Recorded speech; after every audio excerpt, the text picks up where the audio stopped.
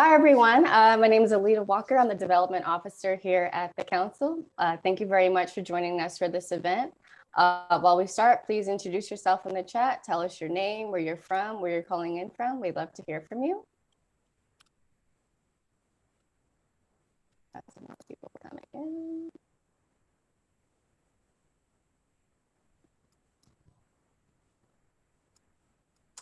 This is day 3 of the Council's Redefining Global Learning Summit, and we have so many more lively discussions and opportunities to network with peers later today and tomorrow. So please visit our summit webpage linked in the chat for times and additional information. This is the Council's first entirely virtual gathering, and we are able to put on events such as this, thanks in large part to the generosity of our community. If you're able to support the Council, please visit our website at worldpittsburgh.org/donate or connect with one of our team members here in the chat box. No matter the size, your gift will have a true impact on global learning opportunities here in the Pittsburgh region, so thank you. This session will be recorded and you will receive an email with a link to the recording, a survey, and additional resources. You can also subscribe to the Council's YouTube channel to be notified of all uploads from this summit, and you can find us on Facebook, Twitter, and Instagram. I have the honor to introduce our moderator and speakers today. Our moderator is Wasi Muhammad, who's joined the Pittsburgh Foundation in 2020 as the Senior Policy Officer. He develops short and long-term policy agendas that parallel the Foundation's grant-making efforts. Wasi is a lifelong Pennsylvania resident and community advocate committed to changing systems and structures that perpetuate poverty and inequity.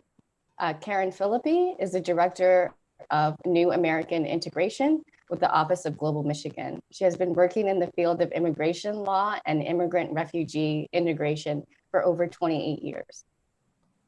Adam Hunter is the Executive Director of Refugee Council USA. Adam has more than 15 years experience on migration, national security, and international affairs issues through positions in government, foundations, think tanks, and fellowships. Lastly, we have Ana Maria Mieles, who is a shareholder in the Immigration Group, where she provides counsel on employment-based temporary and permanent visa categories to small and medium-sized for-profit organizations and large multinational companies, as well as family-based permanent residence applications to individual clients. As you can see, we have a great group of experts today, and we want you to be a part of the conversation. So please submit your questions during the event in the chat box. And at this time, I'd like to hand it over to Wasi. Please take it away. Sure. Hi, can you hear me? How's the audio doing? Thumbs up? All right, cool. Well, hi everyone. This is the brief remarks section for me. I figured to lead up to this point, you know, like there's a lot that happened. One thing that I wanted to kind of key in on, right, is factors that we can control, or like say rhetoric around immigration and refugees in general in the US. One way I wanted to do that was just quoting a couple past presidents and what they said. And I'll pick some recent ones more so. So one quote is, it says something about our country that people around the world are willing to leave their homes and leave their families and risk everything to come to America. Their talent and hard work and love of freedom have helped make America the leader of the world, and our generation will ensure that America remains a beacon of liberty and the most hope-filled society this world has ever known. So that was George Bush, you know, President Bush, a couple presidents ago, so not too long in the past. Then you have President Obama. One of his quotes was, what makes someone American isn't just blood or birth, but allegiance to our founding principles and faith in the idea that anyone from anywhere can write the next chapter of our story. So President Obama, similarly, you know, like understood the value of immigration, right? But at the time, the national rhetoric and things around the country were potentially shifting in another direction. And that culminates in the couple quotes at the end, which these aren't people, these are animals. They are bringing drugs, they are bringing crime, they are criminals, they are rapists, etc. Yeah, everybody knows who that is, you know, like in such a stark shift, you know, like in rhetoric this time. Although sentiment, I think, probably took a more gradual decline to get to where it is now. It's interesting, you know, the role of our leaders in this. And I think because of the current situation we're in with the pandemic, because of rhetoric like this, because of lots of reasons. We've experienced a 70% decline in immigration, right? Historic lows in refugee numbers, all of these things, and support and services for these populations as well. A lot of things take a hit, right? And today, what I'd love to hear from y'all, and I haven't really talked about this subject in this way after, the election, is that many kind of see these numbers and see the low and say, finally, right? This is finally America can be great again. They think there's going to lead to massive economic benefits for those who are really American, in their mind. And that's their belief, because that's what they've been told. And that's been the rhetoric, right? That people are taking our jobs or taking our opportunities. They're a drain on the economy has been the rhetoric. And then other people see this as a tremendous loss. Both an abdication of our moral responsibility in the world and also a huge economic loss, loss of potential to grow, and seeing that that's driven our growth throughout much of our history. And some believed, illegals are bringing the virus over our borders, while others praised immigrants and refugees as being essential workers and frontline workers, and it's couldn't be more different, the responses and things. And so what I'd love to talk about today is who's right, obviously it's loaded, but if you were to understand the rhetoric right now and hear people discuss this on both sides, how would you discuss the topic? And what does the current time, these current numbers and the impact that's projected on the US, how can that lead to pushing this conversation in either of the two directions that I find, right? So that's what I'd hope to talk about today.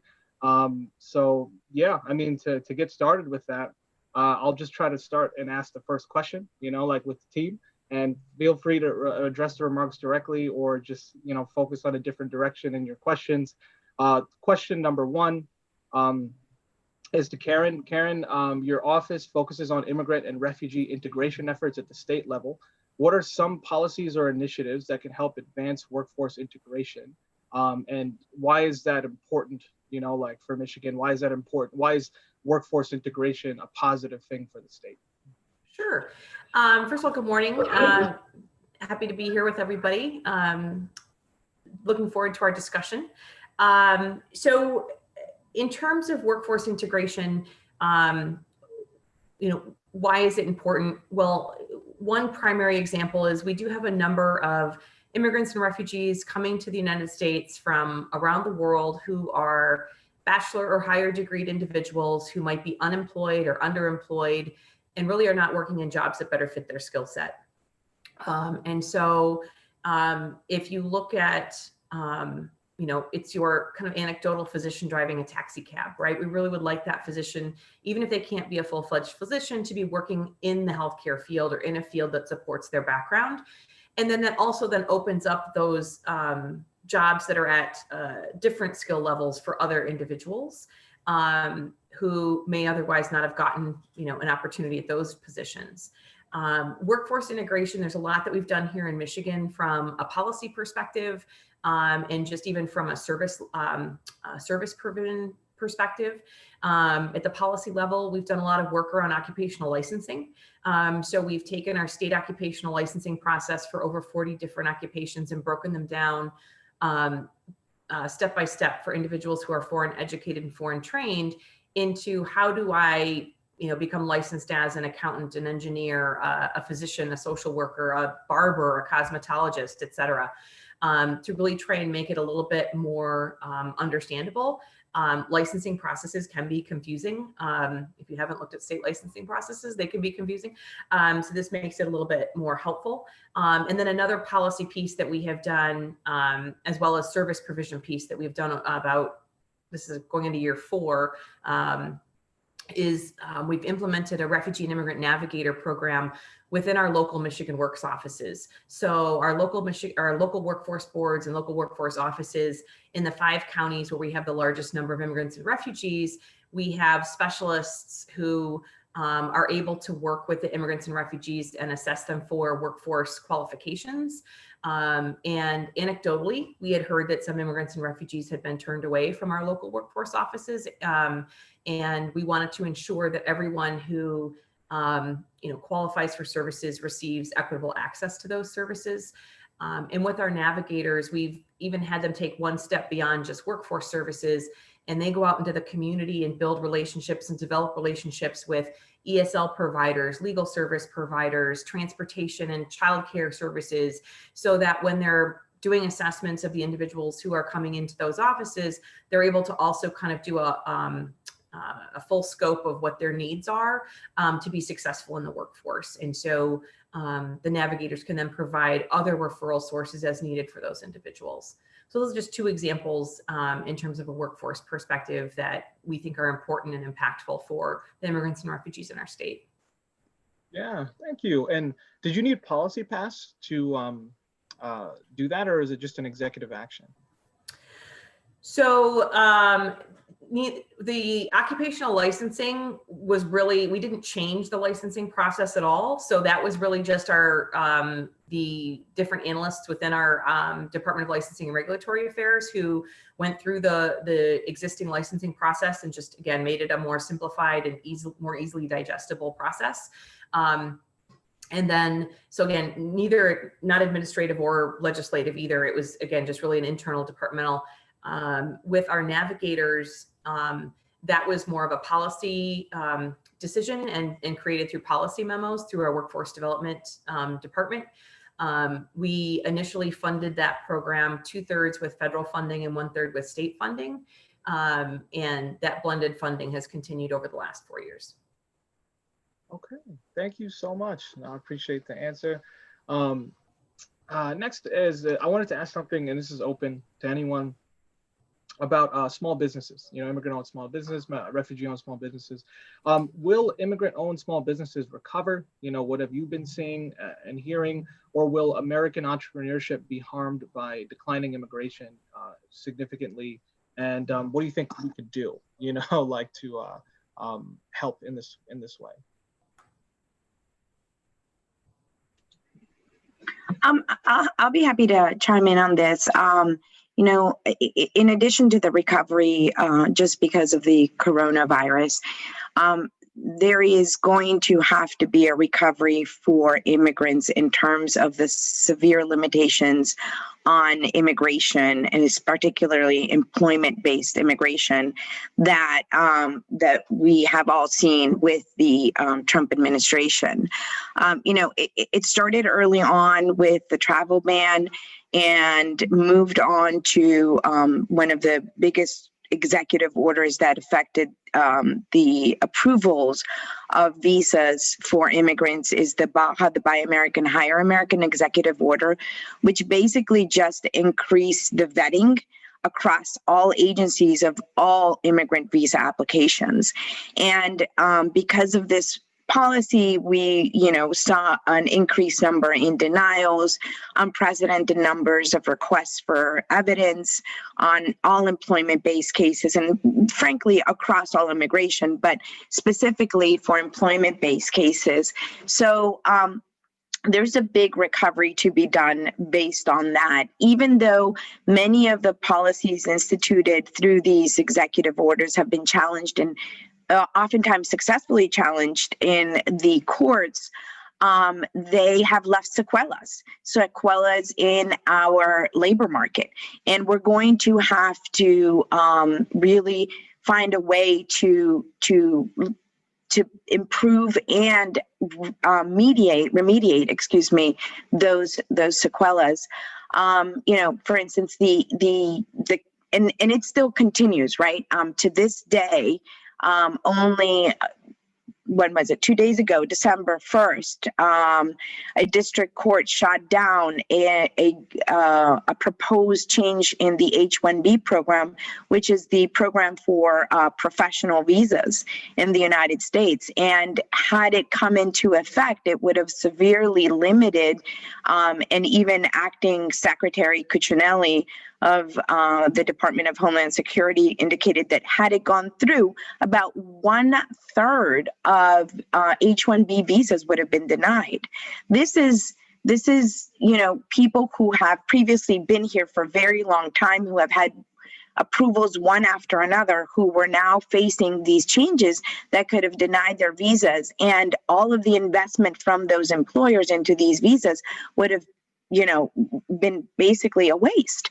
And so this is some of the impacts that we're seeing continuously now. Thankfully, the district court on December 1st struck that down, and it's not set to take effect. But, you know, if history is any indication, we may see appeals to this decision. So that may be coming. You know, DACA is another example, right? So even though in July, the Supreme Court indicated that the Trump administration's attempts to rescind the DACA program did not follow the Administrative Procedures Act, it did not decide whether the DACA program in itself was a good program. It basically just said that the administration could not rescind it the way they had been doing it and didn't follow the required procedures. So, you know, again, we're going back to the lower courts, and it's being disputed all over again. And so all of these types of really challenges on employment-based and immigration in general have left a lot less, and like you say, Wessie, there's a lot less immigrants coming to the United States. And my question is, what's going to happen to cities, let's say Pittsburgh, right, who have declining populations, who really are going to rely on increased investment, growth, and population in order to continue to succeed? We have to be able to attract, not just provide employment opportunities for people in the United States, but also attract talent from outside of the United States. And if we shut those doors down, then we are certainly going to see effects on this. Because as I often say to people, immigrants are not just one immigrant, right? They come with a family, they buy homes, they are, they invest, they're entrepreneurs, right? By percentage, they buy more homes than U.S. Individuals do by percentage. They start new businesses at a higher rate. So they are people who are also investing and contributing to the economy. And to just ignore that, I think, could be a detriment. And it's something that we're going to have to recoup from. Yeah, thank you. And that goes really perfectly into the next question. And I mentioned a little bit of this at the beginning, where the typical narrative, right, is that these people are taking our jobs, you know, like, so in that frame of mind, the decrease in workers, you know, like that are immigrant or refugee is good, right? But then there's this other concept, you know, like that immigrant and refugee workers kind of buoy everyone else, right? So then I guess the question is, you could do less immigrant workers, you know, like if there are less immigrant workers, does that benefit or harm the you know, rest of the like non-immigrant workers and the rest of the workforce?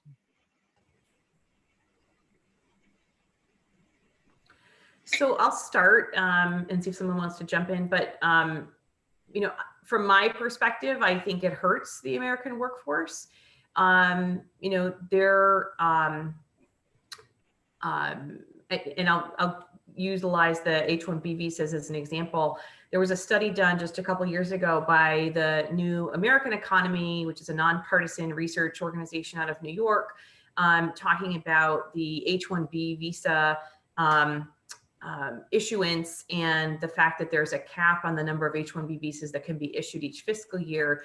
And it was looking at different segments of industry, and it looked at different large metropolitan areas around the country.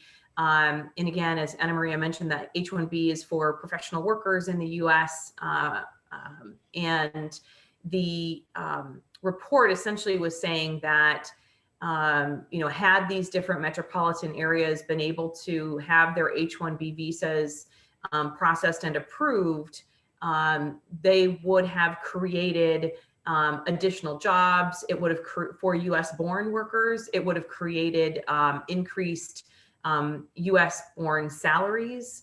And that was pretty much true across the board, depending on, the different metro regions that were included in the research.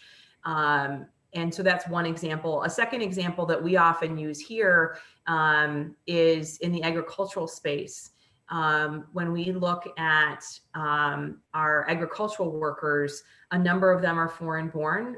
We've got a lot of migrant workers who are in the agricultural space. And those agricultural workers who are picking crops also are contributing to other jobs in the agricultural pipeline. So they're increasing jobs in processing. They're increasing jobs at grocery stores and restaurants who sell and utilize those crop products.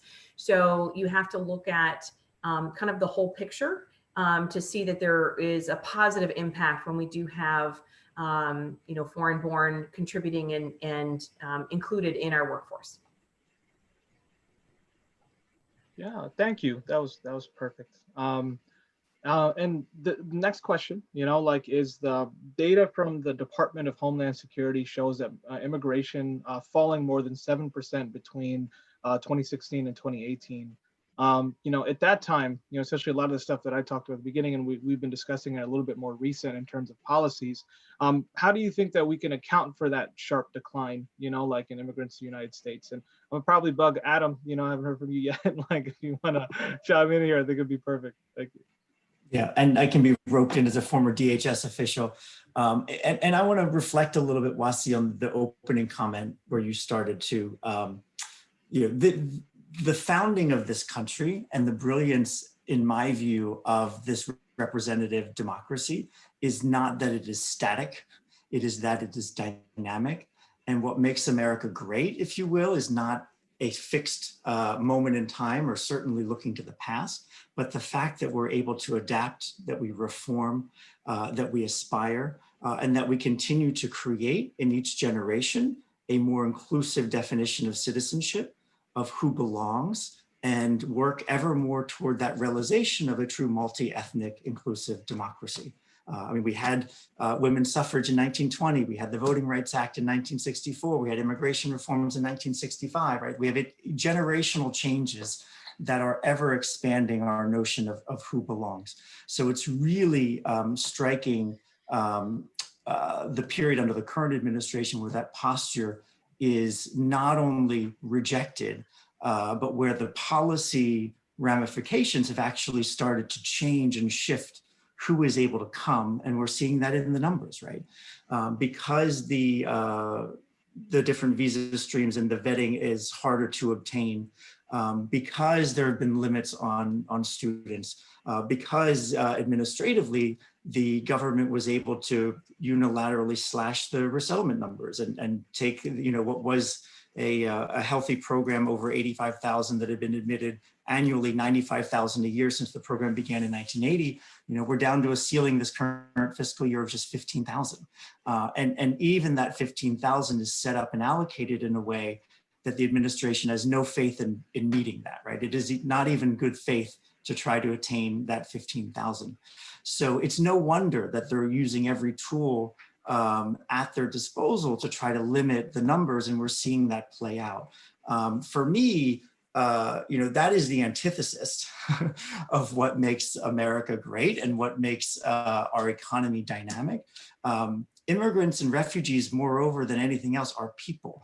And if we care about growth and dynamism in our economy, as we age, as societies around the world age, growth in terms of persons is important. What we've seen in the evidence borne out by lots of research is immigrants and refugees are complementary to US born workers. They're filling wage gaps, they're more mobile and dynamic in the economy.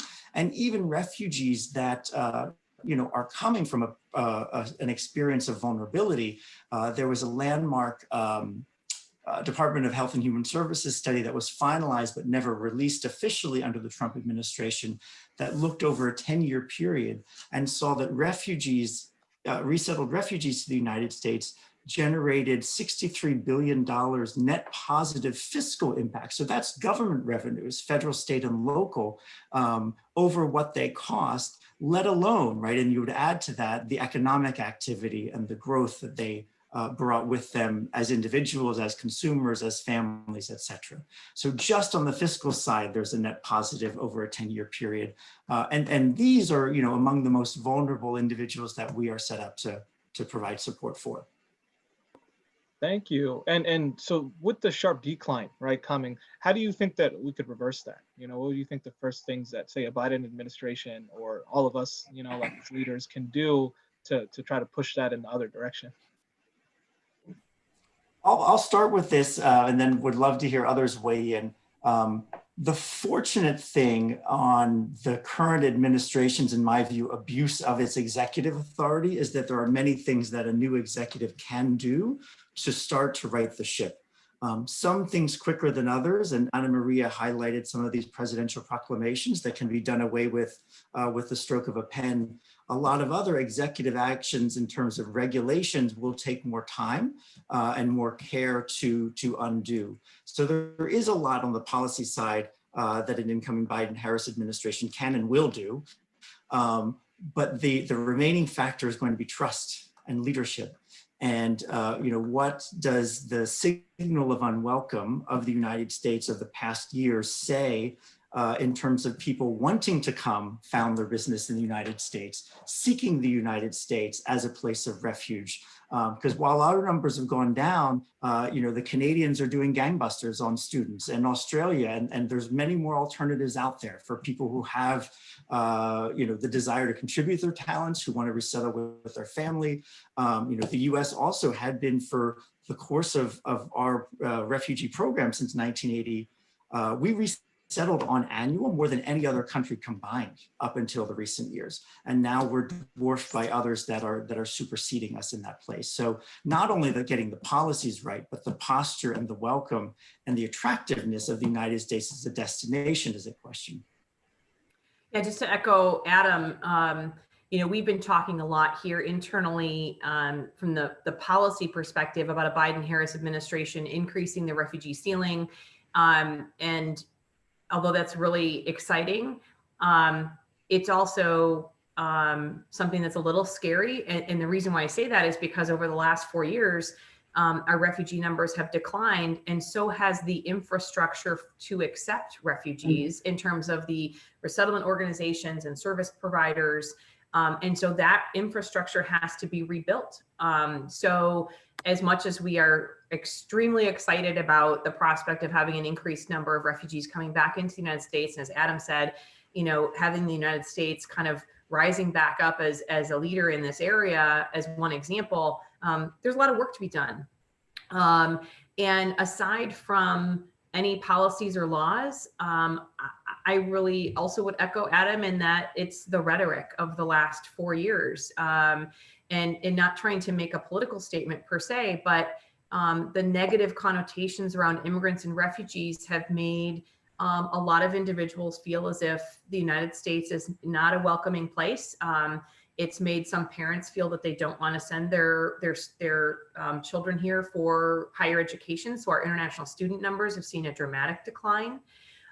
So really trying to speak in a more positive way, as Adam mentioned as well. I mean, we're all people, we're all human beings. So really respecting that about each other. And I will add, this is actually somewhat fortuitous, but just today, the ad council who created Smokey the Bear, which I think we all may have heard of at one point or another, they really have done iconic ads throughout the years. Just today, they're launching an ad campaign called Belonging Begins With Us. And it is geared toward enhancing and increasing the welcoming attitudes toward communities or for communities. And so I'd strongly encourage everyone to go to the Ad Council's website and check out their new spots that they have, because again, it's all around this idea of welcoming all community members. I would just add to all of this that, first of all, if we are going to take a look at things and look at the past, right, and maybe talk about how immigrants have had a long history in the United States, right? And so it's not just, and I agree with you, Adam, it's something, you know, we have to look into the future, and what defines how well we move is how flexible we can be, and how we can manage change. But even for those of us who like to look into the past is a great reflection. We are where we are, and we have succeeded because there has been an enormous contribution from immigrants in this country, right? I mean, look at the past and see, and I often say to people, well, really the only ones who don't come from immigrants are our Native Americans. Other than that, I mean, we all at some point come from, some in an earlier history, some in a longer history. But look at the contributions to cities, again, like Pittsburgh, from the immigrant population. It was enormous. And economically, it was a key driving force to the steel industry. The immigrants that came in to really push that industry and move forward. So, you know, I always challenge that view of, you know, the past and wanting to keep it. If you do, then let's look at it. Let's look at it and really see that the immigrants of today really are no different than the immigrants of yesterday, right? And with that, we have to stop that stagnant view and really appreciate, for instance, like you said, Karen, the students of today are the entrepreneurs of tomorrow. And it has been shown. So, you know, to give the opportunity, especially in a country where, you know, the best and the brightest come and has had that history, to really close those doors down is hurting ourselves. Just as a narrative, I came to the United States because my father came to work with Dr. Thomas Starzl, a transplant surgeon in Pittsburgh. And a few years ago, after Dr. Starzl's passing, we went to the ceremony of his passing. And one of the things that struck me was that everybody was talking about the immense contributions that he did to medicine. And there's no question about it, you know, but as I saw the hundreds and hundreds of people there, I also looked and realized of the enormous contributions that he did in terms of bringing an enormous set of talent, because he really brought in talent from all over. It didn't matter if it was from the United States or any other country. He was solely looking for talent, and he brought it. And that talent brought, you know, 2 and 3 generations later, right? And so there were people here like myself who came as an accompanying child and, you know, settled and came here and went to school here and went to Pitt for two postgraduate degrees, and am still here contributing to the economy. And like my story, there were so many just that day.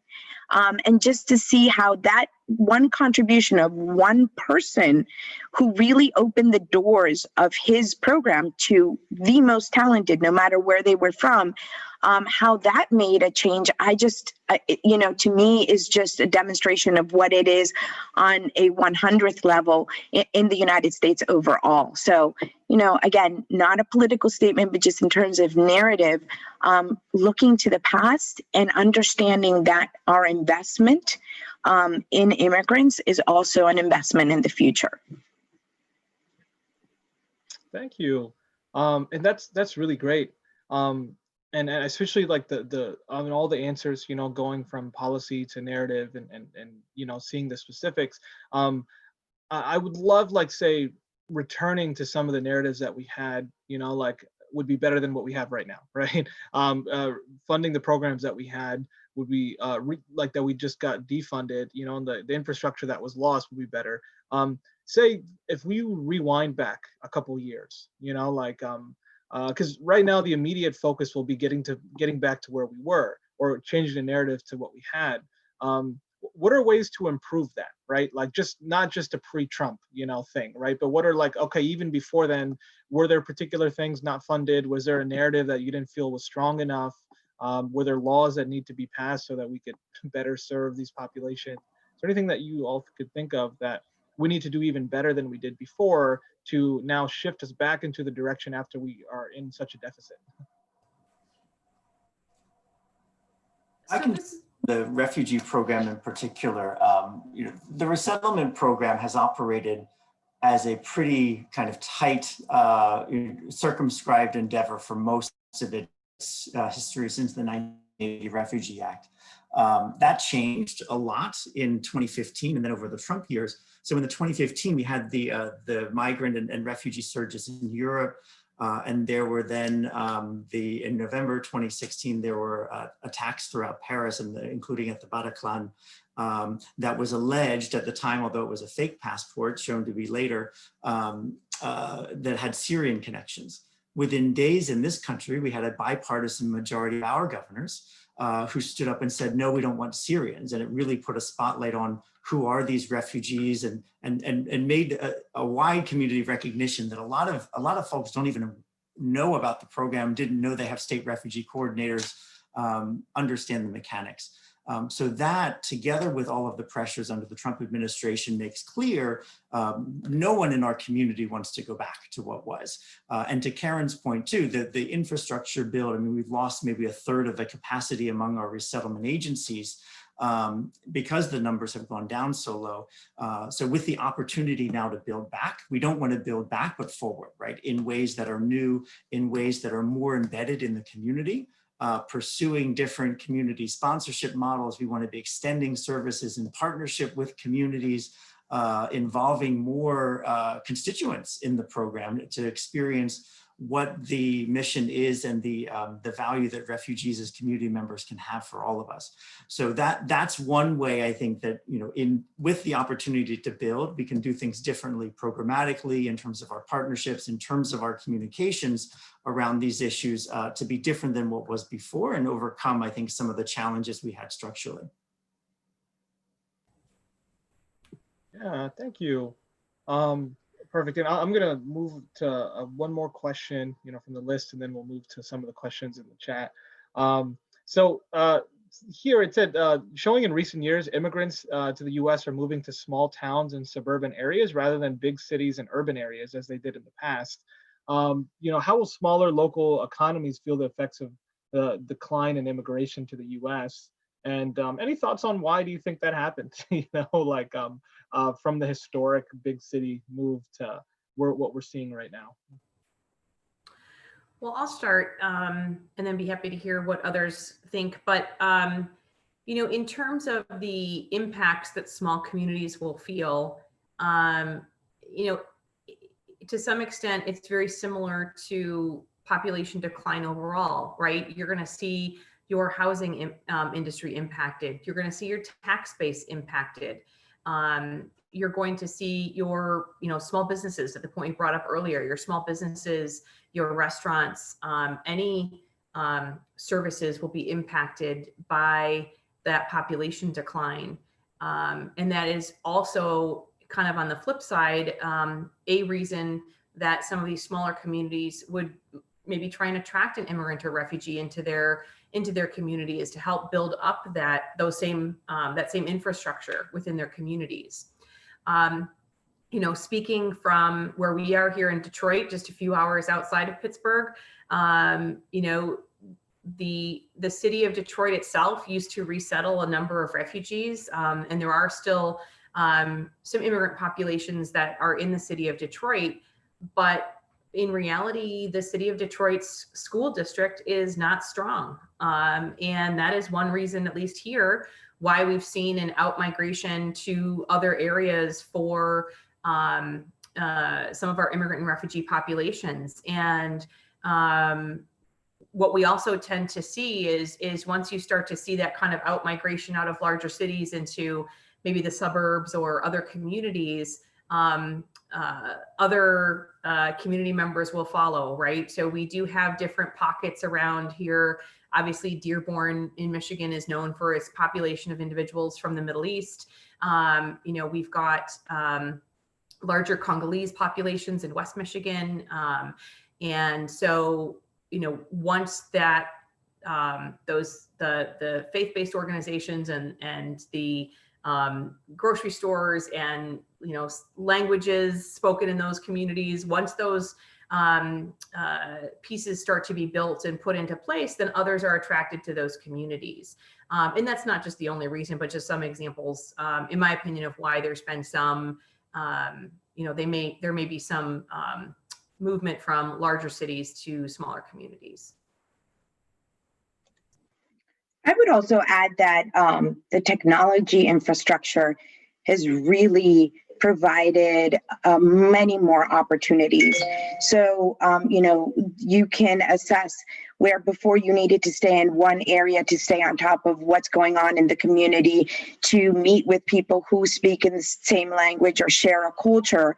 Now you could do it online. And because of that and the ability to also get access to all kind of assistance online, I think it really has opened a door for everybody to start looking at different options. And like you said, Karen, I think schools and in general quality of life, especially for growing families, you have less expensive housing, and so oftentimes better funded schools, and you can still maintain a job if you can do things online. So I think the infrastructure, the information technology has really assisted and contributed greatly to that. Yeah, thank you so much. To move to a question from the audience, there's one that said, good morning, I'm an immigrant of over 20 years. I agree with everyone's statements. I struggle with discrimination from non-immigrant nationalities based on the lie that we are here to steal their jobs and identities. How do you go about introducing them to our culture, especially with all what happened with this administration? So I'll start and just give two examples I think that might address that question. One is, especially over the last 2 to 3 years, our office, so our office is a state level office that supports immigrant and refugee integration efforts. We've been doing very small, 5 to 15 people educational sessions about kind of myth versus fact about immigrants and refugees. And I have to say that everyone that we've done has been very impactful, and people come away saying, wow, I didn't know that, or about maybe the refugee security clearance process, or wow, I didn't know that immigrants and refugees actually do pay taxes right away, or that they contribute so, culturally and richly into our communities. And so that's one way. That's a long road, obviously, but it's an impactful road. I think doing, educating. And then the second way, at least that has had a lot of positive effects here. And I know in Pennsylvania and Pittsburgh and other areas outside of Pittsburgh have seen this as well. There's this whole movement around welcoming communities.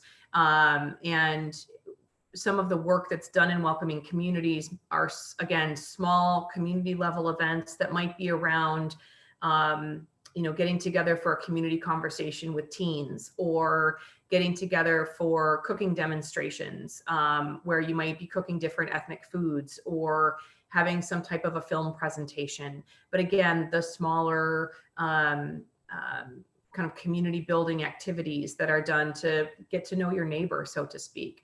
And we've seen a lot of positive results from those type of activities. Yeah, okay, thank you.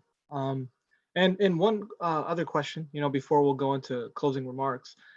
So the question was, could someone speak to the census and the current administration's desire to bar undocumented immigrants from being counted? Anybody could please describe what's going on, explain why would that be good or bad, and what can, if anything, people do about that?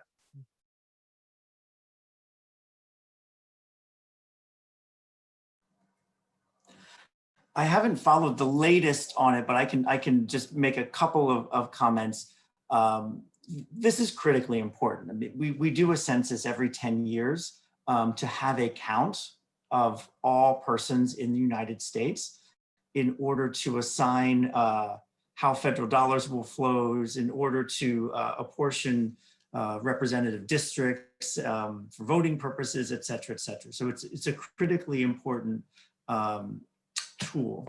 That being said, this administration, as part of its effort to both limit the number of immigrants in the United States and rhetorically devalue immigrants, has made efforts to try, in my view, unlawfully, to ensure that undocumented persons would not be counted in the census, which is both a logistical challenge and a legal challenge. You know, we in this country have a dark history of counting people, and certain people less than full people, and I hope that we don't go down that path anymore and ever again. And signals have been that that this would not be allowable at the census level, and the questions of whether there are supplementary data that either the Department of Homeland Security or that other census surveys, because there are regular annual American community surveys and other population surveys that do specifically get at different status and nationality issues, could be used to supplement for purposes of apportionment, et cetera. And my hope is that those aren't going to be able to be used in that way. This whole census, unfortunately, because of the rhetoric, I think we can expect some undercounts of some of these communities that would disenfranchise urban areas in particular, or towns where there are businesses that have a larger undocumented population, and would shift weight politically to places that tend to lean more Democratic to those that lean more Republican. And that's really the kind of naked impetus behind all of this, unfortunately. And I hope that it's stopped in its tracks and won't continue. Just real briefly to add on to what Adam said, I think it was just this past Monday that there was activity in the Supreme Court around this issue. There's not been a decision made, but as Adam indicated, it's a really slippery slope. How do you determine who's undocumented, right? And so there's that in and of itself would lead to a lot of discrimination within the count itself, when the count is supposed to include all persons within the United States. So again, I know the Supreme Court was just hearing some testimony on, I think it was just this past Monday. So we may or may not hear more on that, you know, in the near future. Awesome, thank you. And it's 9:51, so this is the time we're supposed to be shifting into like closing remarks. And whoever would like to start, you know, just if you have anything in particular to say in closing, feel free to share.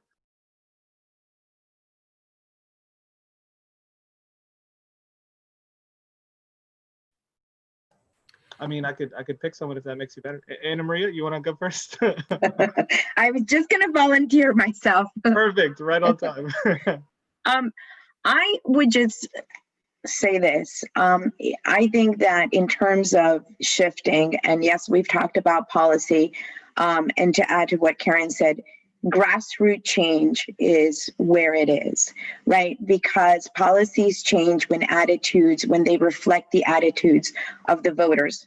Well, we hope, right? We hope that's going to be the case. It looks like it's going that way. So with the attitudes of the voters, then the policies will change. And so if we're going grassroots, it is events like this one that really educate people, share different perspectives, both in terms of high level understanding of things, as well as individual narratives and stories. Because in reality, the nature and opinion of people really, in my experience, changes when you know somebody, when you can actually say, you know what, I met this person and it's not kind of the way it was always sold to me. I see a different view. And so I think it starts with events like this one, and events, the ones that you described, Karen, that you're hosting and continue to host. I know in Pittsburgh, we also, you know, to add to the welcoming committee, I think is what you were referring to. And I was participated in that one with Betty, actually, one of the years. It is also individual organizations and people who reach out. I know there's a couple, for instance, that host foreign nationals on different holidays. Now, with Corona, that's difficult, but these are events that really connect people and show perspective at an individual level. And I think that's really where attitudes shift. And you could see it. You could see it in students. And I can see when I go on campus how different the attitudes of the students are than, people who have historically thought one way and have really not been exposed to a lot of different ideas. So exposure, personal exposure, and events that really educate people that way, I think, are key to shifting. Policies will come as a matter of the population shifting in their perspectives. Yeah, that's really important to keep in mind, Anna Marie. And I would just add, two things. One, I think a number of us are very hopeful about the incoming administration. But the reality is that there was clearly, and not just anti-immigrant and anti-refugee sentiment, but obviously we'll stick with that for today, but there was clearly anti-immigrant, anti-refugee sentiment kind of festering under the waters even prior to the last 4 years, but it's just become way more acceptable to some to be more open and vocal about their views in that manner. So I think there is a lot of education and a lot of work that needs to be done, but also a lot of listening and trying to understand where people's fears might come from, and then how do you address those fears? And that leads to my second point, which is, through that listening, really understanding your audience and understanding what discussions or information might be helpful for them for that education process. For example, for some people, it's the data, right? They want the hard and fast information from a data perspective of, immigrants contribute this much to the economy and this much in taxes and, this much to jobs and et cetera. And for others, it's really about, as Anna Marie mentioned, those personal stories. Sitting down with an immigrant or refugee and listening to their story might have the most impact on you. So, really trying to understand your audience and what, how might be best ways to start to approach an education or an understanding, if you will, I think is going to be something that's going to be important over the next few years. I'll add I think the notion of broadening stakeholdership and community influencers is also important. The fears, the misaligned fears based on, perceptions that are very real to an individual or, don't express the facts are going to be there. The racist views are going to be there. And we can at one try to relegate that to the margins in how these issues are talked about by community leaders and the sense and tone of inclusion coming from mayors, coming from business leaders, coming from other fixtures of society. And I'm inspired also by the movement for Black Lives, especially this summer, right? That you saw finally corporations and other, foundations even that had been pretty agnostic on certain social issues and political issues, taking a stand, making their voice heard. So that widening of stakeholdership helps to contribute to some normative understanding of what it means to be a part of this society, appropriate behaviors, what's in, what's out. And the more stakeholdership we have on immigrant and refugee issues, as we have on the movement for Black Lives, the more we can relegate the fringe to where it rightfully belongs and not in our governing institutions.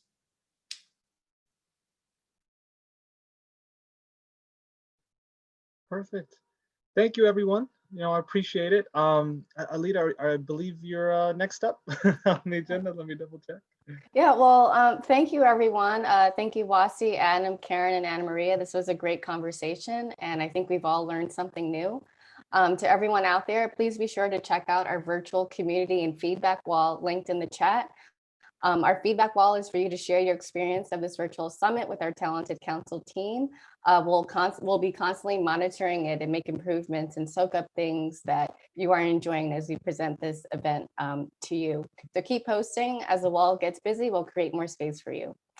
We hope to continue this conversation on redefining global learning and would love to hear your takeaways from today's session. Later today and tomorrow, we'll have more sessions. We will be diving into emergent learning and creative facilitation. Click on our summit webpage to learn more about the fun things that we have in store for you all. Here's to wishing you a connected engagement with lots of redefined learning. Thank you all, and we hope to see you again very shortly. Bye-bye. Thank you. Thanks all. Thank you. Great meeting all of you. Great meeting you as well. Or stop.